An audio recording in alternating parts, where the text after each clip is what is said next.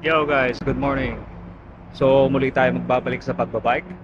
Meron tayong bibisitahin, meron tayong i-explore na bagong trail. Ang pangalan ng trail na pupuntahan natin is Rouge National Urban Park. So ayan, 1 hour and 33 minutes estimated time papunta doon. So medyo malaki-laki siyang park. Maaga kami umalis. So time check, it's 9:36. So let's go. Tara na. Puntahan na natin yung park na bibisitahin natin.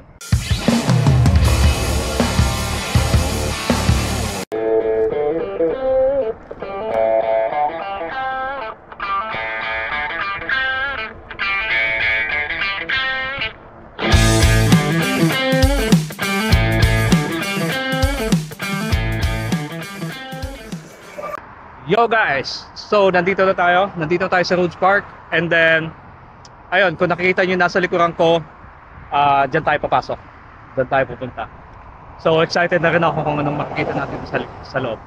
Of course, syempre mga nature, tanawin, yun lang naman makikita dyan, pero tingnan natin siya kung gaano siya kaganda, kung advisable ba siya para sa mga bikers or mga hiking.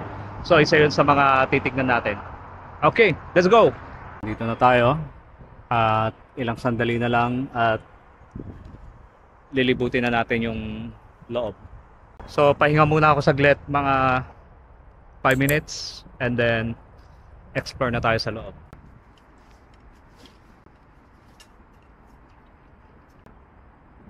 Check muna natin sa mapa kung saan tayo pwede mag-umpisa, kasi sa lahat ng trail na napuntahan ko, ito ang malaki. So, pwede tayo mag-start dito. Pag ganun, bahala na. Sundan na lang natin to hanggang sa malibot natin lahat. Alright, let's go!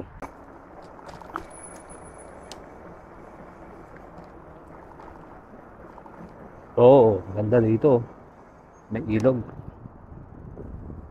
Ganda.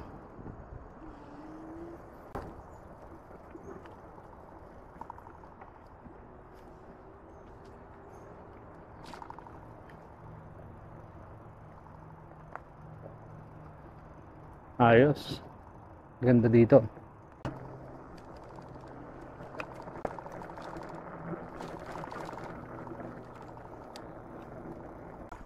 Oh. Ilog. Kita nyo ba yan, guys?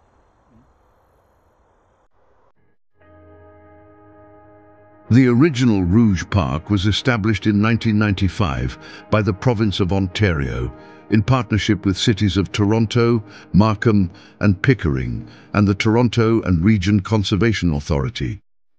The original park consisted of approximately 40 square kilometers, approximately 10,000 acres, of parkland in Toronto, Markham and Pickering.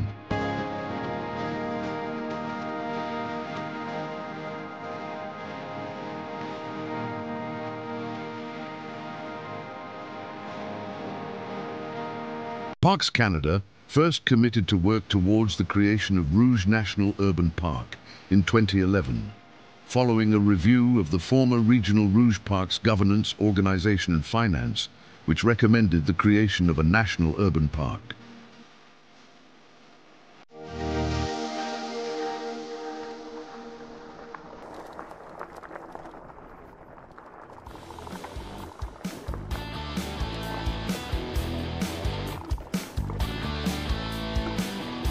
Taas. Yeah. Wow.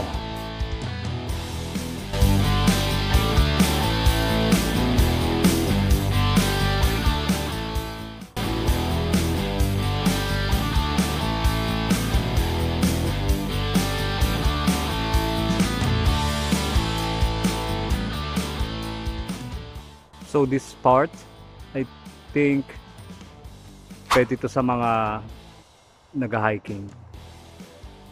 Kasi kung bike, medyo mahirap akyatin. Kasi masyadong mataas. Kung may imagine nyo guys, dito, tapos dito may hagdanan. So baka mag-skip ako dito sa part na to. Medyo matarik. Okay. At least nakita natin 'to. Ang ganda dito, oh. Ang ganda ng mga puno.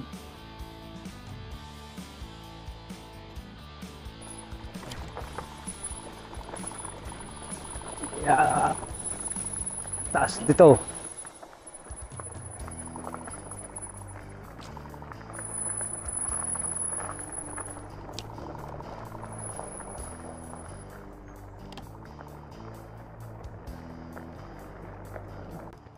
So guys, sabi ko kanina, sobrang taas nito. Hindi siya kakayanin ng hindi ko siya kakayanin. So, masyado siyang matarik. Itutulak ko na lang si Jumbo papunta dun sa taas. Wala na kasing ibang way. So, ito lang talaga yung pwedeng daanan. Okay, let's find out.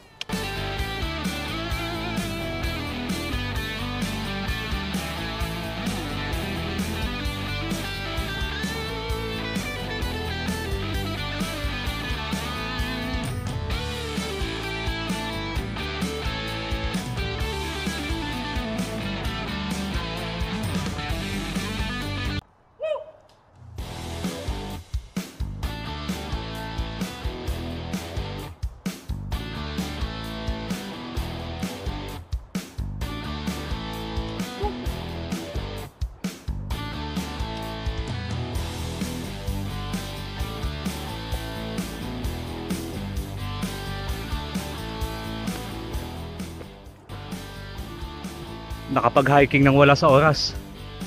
So guys, sobrang taas niya. Bundok pala to. Hindi ko na-expect. Tignan nyo dun, oh. Ayan. Kung may imagine yun, napakataas po niyan. So, doon ako galing. Nagtulak ako kay Jumbo. Galing doon. Tapos, ito pa. Another bangin. Hindi pa pala tapos. Kailangan ko pa pumunta doon.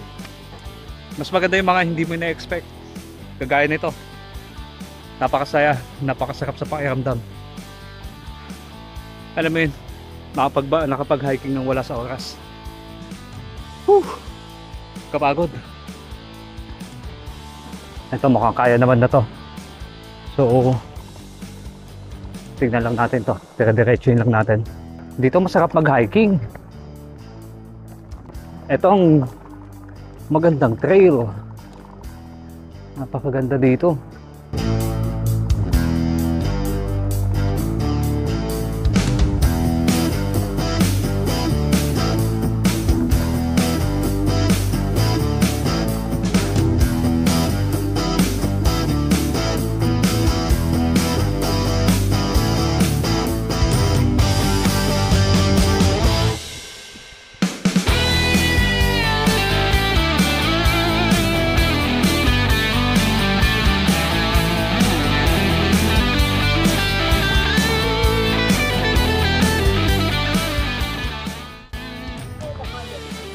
Thank you. Sorry? Are you solo? Yep.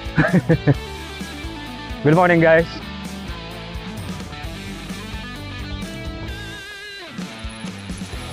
Okay.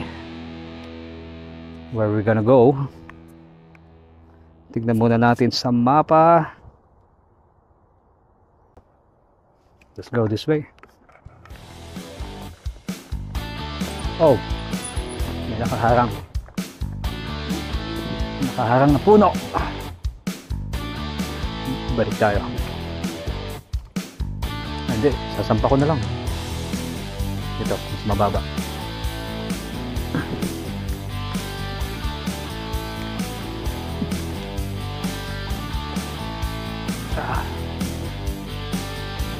Okay, let's go again.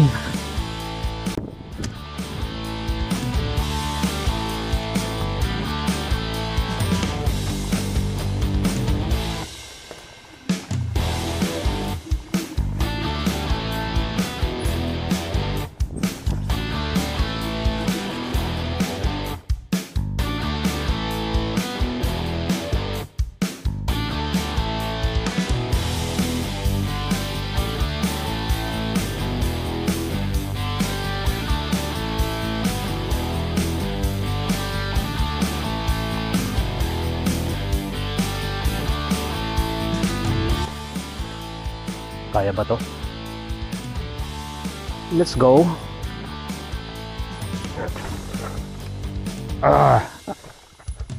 Pag tumaob, dito. Taas naman kasi ito. Saan tayo? Ito.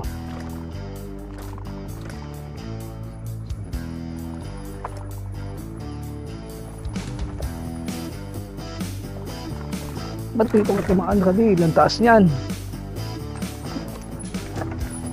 Whew.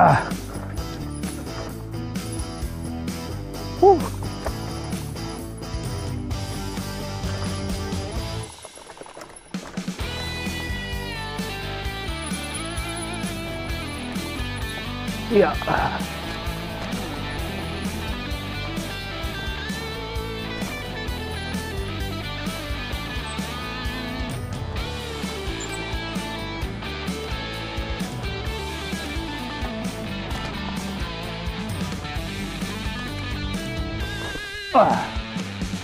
Yan na.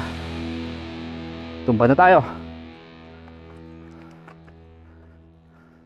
It's fine. Kaya pa yan. Kasama sa Explore yan. Let's go.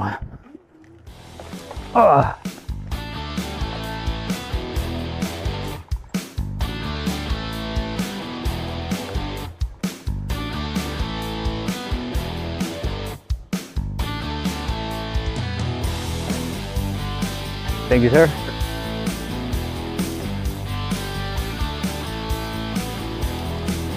Yeah.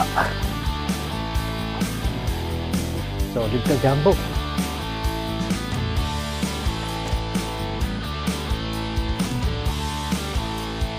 Yeah.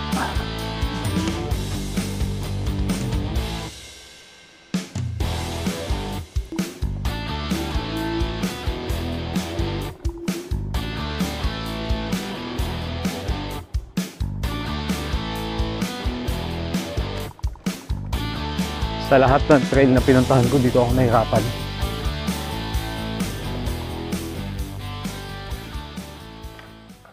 Finally, nakababa din ako sa bundok. Grabe, ang intense nung mga daanan. Napaka-tarik talaga nung mga dinaanan ko doon sa bundok. Simula nung paakyat hanggang sa pababa. Mas nakakatakot yung pababa. Kasi alam niyo yung, di ba, pababang bundok siya, pababang daanan. Tapos mayroon siyang malalaking mga butas, malalaking bato. So hindi mo alam kung saan ka dadaan. Kaya minsan nagde-decide ako na bumaba at itulak na lang yung bike natin. Ayun. Gusto kong bumalik dito, hindi for biking, for hiking. Kasi ang daming portion dito na sobrang taas. May nakita ko banda dito. Isang diretso siyang daanan na parang ganito. Isang diretso siya, papunta siya dun sa bundok. Sobrang taas niya. Tingin ko hindi kakayanin ng bike. Yan, talagang siguro ginawa yon for hiking. Explore na lang tayo dito sa Patag.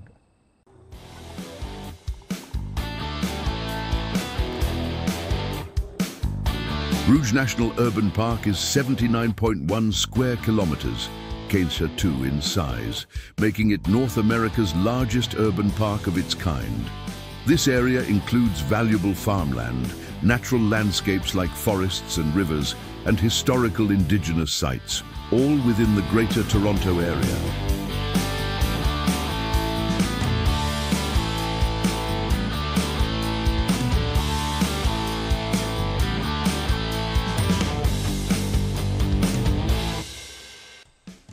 Ito sana gusto kong puntahan, no?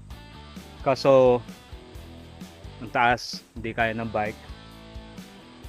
So ang purpose ko lang kasi ngayon is biking lang. So kanina napa-hiking na ako nang wala sa oras.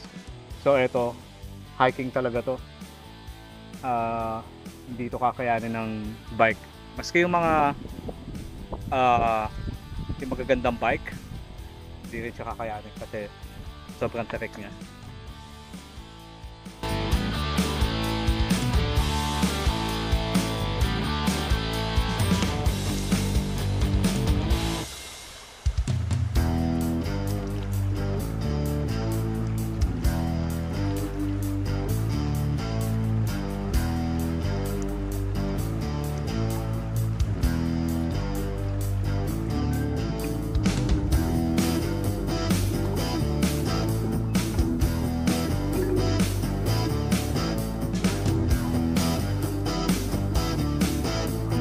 Hello guys. Have you seen a small dog? No, I didn't see it. May nakita akong local pond. So, let's try find it.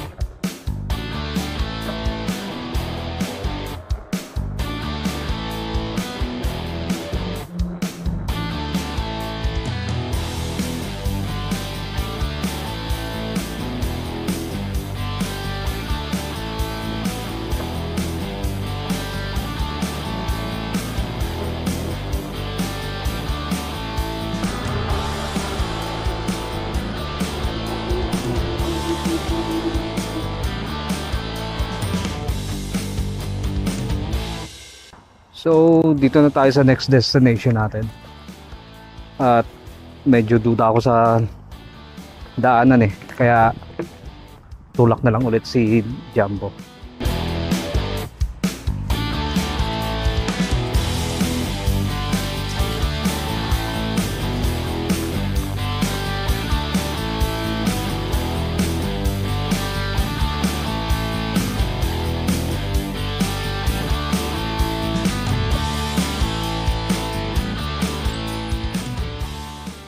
On July 11th, the Government of Canada contributed an additional 21 square kilometers, nearly 5,200 acres, of new lands to Rouge National Urban Park, involving a mix of natural, cultural and agricultural lands.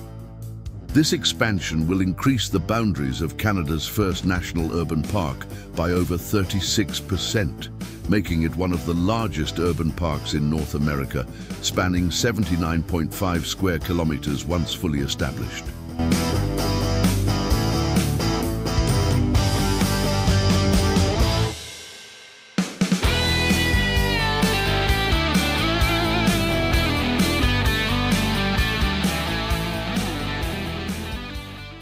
Ayun, tapos na ako maglibot.